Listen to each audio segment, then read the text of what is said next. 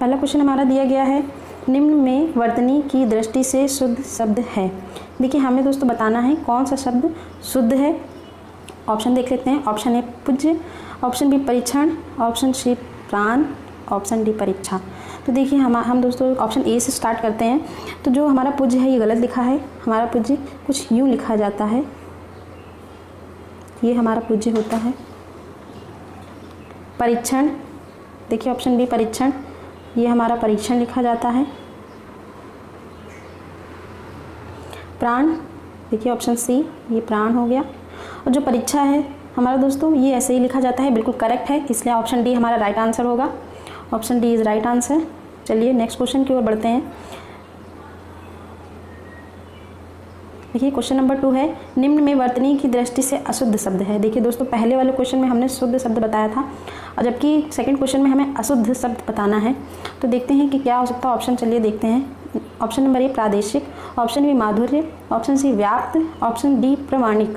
देखिए option A प्रादेशिक बिल्कुल करेक्ट है, वर्तनी की दृष्टि से शुद्ध शब्द है ये। लेकिन ऑप्शन बी माधुर्य भी बिल्कुल करेक्ट है। ऑप्शन सी व्याप्त ये भी करेक्ट है। ये तीनों बिल्कुल सही अपने शुद्ध शब्द में लिखे हैं। ऑप्शन डी प्रामाणिक, जी प्रामाणिक नहीं प्रामाणिक, प्रामाणिक होता है। तो वर्तनी की दृष्टि से ये हमारा अशुद्ध शब्द हो गया, इसलिए करेक्ट आंसर हो गया ये।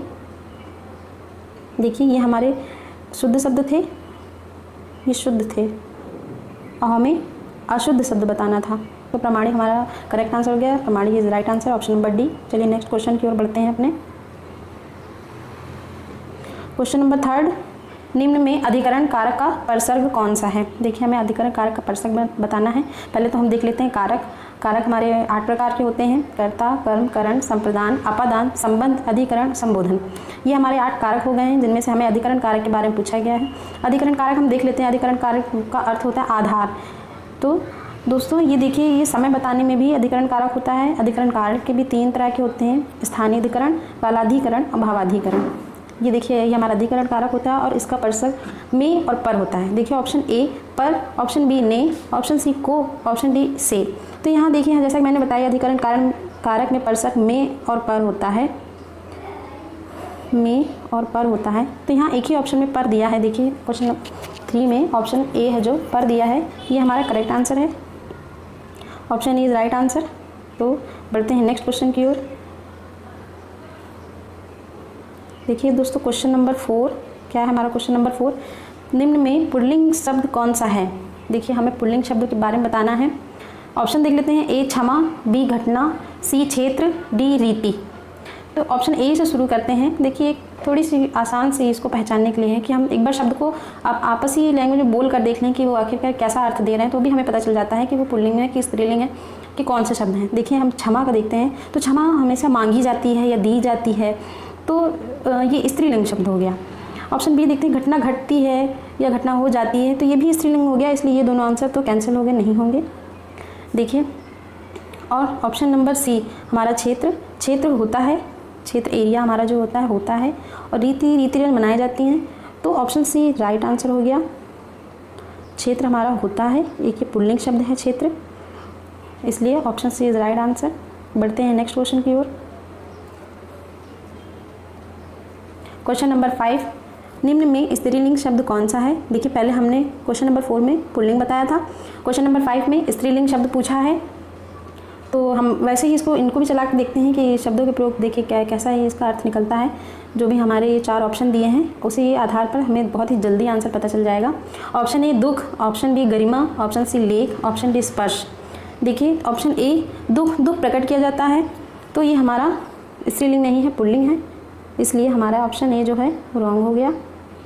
ऑप्शन बी गरिमा, देखिए गरिमा होती है, ठीक है, तो इसकी भी हम चर्चा करते हैं। ऑप्शन सी लेख लिखा जाता है, ये भी गलत हो गया, पुल्लिंग शब्द हो गया। और ऑप्शन डी स्पर्श किया जाता है, तो ये भी हमारा पुल्लिंग शब्द हो गया, गलत हो गया। गरिमा होती है, ठीक है, तो ये हमारा स्त्रीलिंग शब्द है। Option B is right answer question number 5 का, ऑप्शन बी सही उत्तर है। चलिए नेक्स्ट क्वेश्चन की ओर बढ़ते हैं। क्वेश्चन नंबर 6, क्वेश्चन नंबर 6 में बताना है किसका प्रयोग सदैव बहुवचन में होता है। हमें इनमें बताना है कौन सा ये शब्द है जिसका प्रयोग बहुवचन में सदैव होता है। ऑप्शन देखते हैं। ए दर्शन, बी नारी, सी लता, डी गाय। देखिए ऑप्शन ए दर्शन, इसकी चर्चा करते हैं। दर्शन हमेशा बहुवचन के रूप में प्रयोग होता है, सदैव बहुवचन के रूप में प्रयोग होता है। नारी हमारा सदैव बहुवचन में नहीं प्रयोग होता है, ना लता, लताएं होता है, गायें हो जाता है, नारियां हो जाता है, इसलिए ये हमारे तीनों रॉन्ग हो गए हैं। Option A is correct answer. दर्शन, दर्शन हमारा सदैव बहुवचन के रूप में प्रयोग होता है।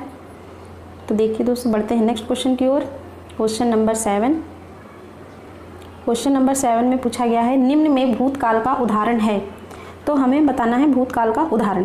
देखिए दोस्तों, हम लोग पहले काल के बारे में बात कर लेते हैं। काल 3 प्रकार के होते हैं। काल 3 प्रकार के होते हैं। पहला वर्तमान काल होता है, दूसरा भूतकाल होता है और तीसरा भविष्य होता है।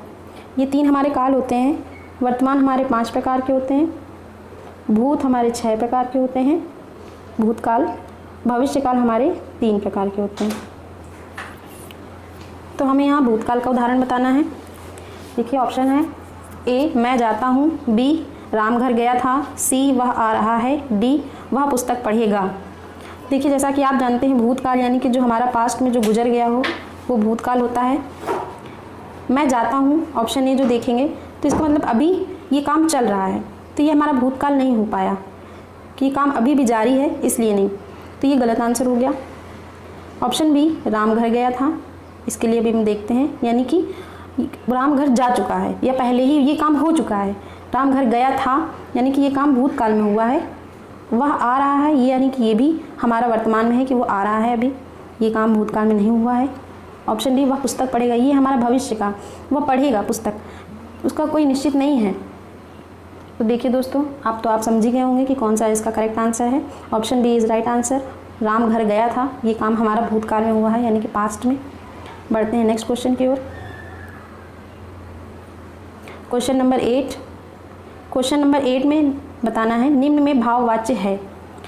भाववाच्य बताना है दोस्तों हमें। इसमें हम लोग वाच्य का देखते हैं एक छोटा सा कि वाच्य क्या होते हैं। वाच्य क्रिया का वह रूपांतरित रूप जिससे यह ज्ञात होता है कि अमुक वाक्य में कर्ता की प्रधानता है या कर्म की प्रधानता है या वाच्य की प्रधानता है, उसे हम वाच्य कहते हैं। वाच्य हमारे 3 तरह के होते हैं, 3 प्रकार के होते हैं। पहला कृतवाच्य, दूसरा कर्मवाच्य और जो तीसरा है दोस्तों वो भाववाच्य।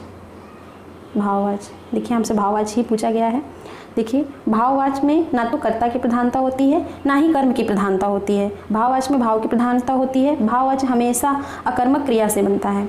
तो चलिए दोस्तों, अब मैंने आपको भाववाच्य का बता दिया कि कैसे क्या होता है, तो आपको आसानी होगी थोड़ा पहचानने में। ऑप्शन देख लेते हैं। ऑप्शन ए मोहन पुस्तक पढ़ता है, बी श्याम पत्र लिखता है, ऑप्शन सी मोहन से बैठा नहीं जाता, ऑप्शन डी पत्र लिखा जाता है।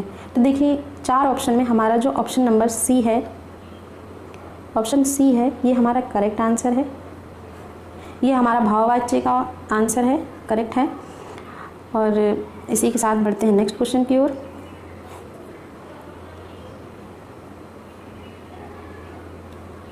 Question number 9। क्वेश्चन नंबर 9 में निम्न में कौन सा वाक्य मिश्र वाक्य है। देखिए दोस्तों, हमसे मिश्र वाक्य के बारे में पूछा गया था, वो वाच्य था पहले क्वेश्चन नंबर 8 में, अब वाक्य पूछा है, मिश्र वाक्य है। तो हम देखते हैं कि आखिर इसका आंसर क्या हो सकता है। देखिए वाक्य क्या होते हैं। वाक्य शब्दों का सार्थक समूह वाक्य कहलाता है। वाक्य हमारे 2 प्रकार के होते हैं, भाव के आधार पर और दूसरा रचना के आधार पर। पहला जो है भाव के आधार पर, वो हमारे 8 प्रकार के होते हैं और रचना के आधार पर 3 प्रकार के होते हैं। रचना के आधार पर 3 प्रकार के होते हैं। ये जो तीनों प्रकार होते हैं ये होते हैं सरल वाक्य, दूसरा होता है संयुक्त वाक्य और तीसरा होता है मिश्र वाक्य। ये हमारे 3 तरह के होते हैं रचना के आधार पर। तो हमें मिश्र वाक्य के बारे में बताना है। तो देखते हैं क्या है हमारा मिश्र वाक्य। जी देखिए, मिश्र वाक्य हमारा प्रधान उपवाक्य प्लस आर्थिक आश्रित उपवाक्य से मिलकर बना होता है। फिर से मैं बताऊंगी, मिश्र वाक्य हमारा प्रधान उपवाक्य और आश्रित उपवाक्य से मिलकर बना होता है।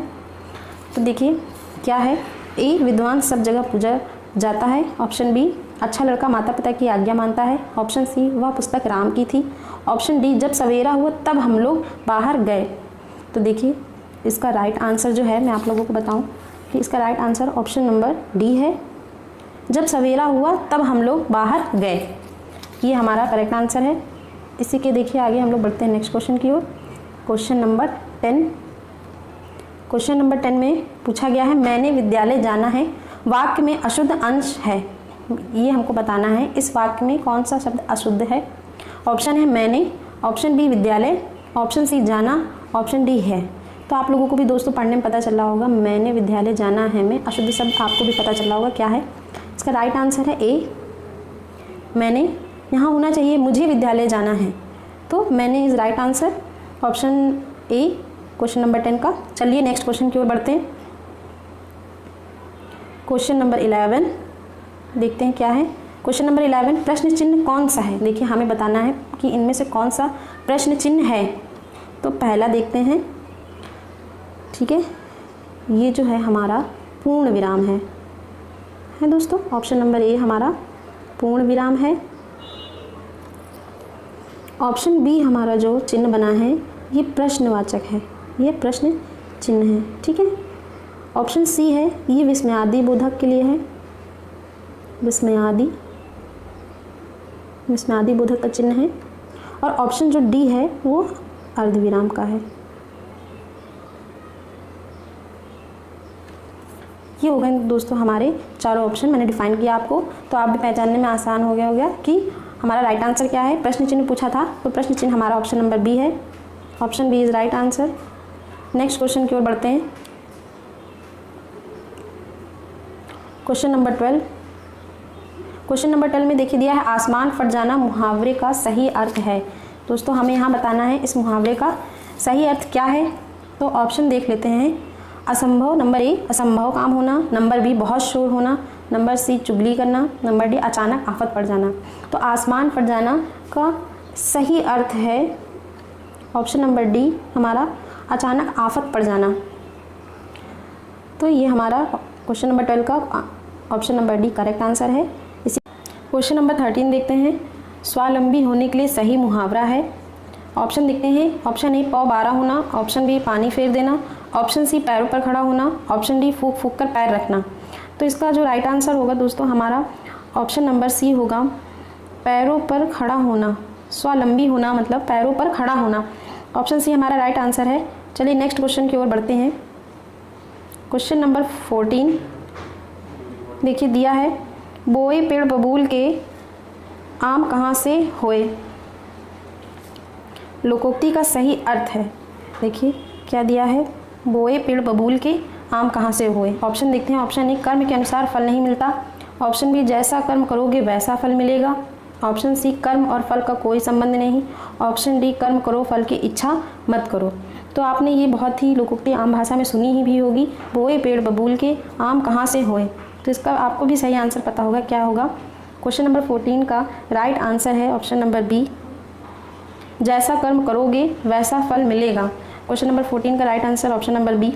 बढ़ते हैं नेक्स्ट क्वेश्चन की ओर। हमारा अंतिम क्वेश्चन नंबर 15, लाभ ही लाभ अर्थ के लिए सही लोकोक्ति है। देखिए पहले हमारा लोकोक्ति दी गई थी और उसका सही अर्थ बताना था, और क्वेश्चन नंबर 15 में अर्थ दिया है और उसकी लोकोक्ति बतानी है।